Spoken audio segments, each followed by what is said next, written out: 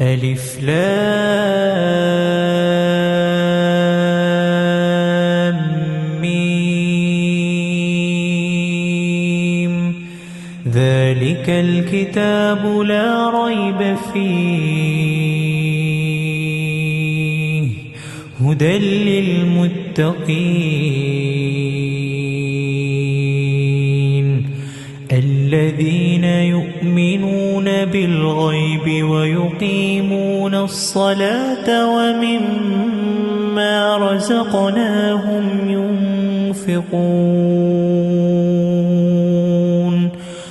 والذين يؤمنون بما أنزل إليك وما أنزل من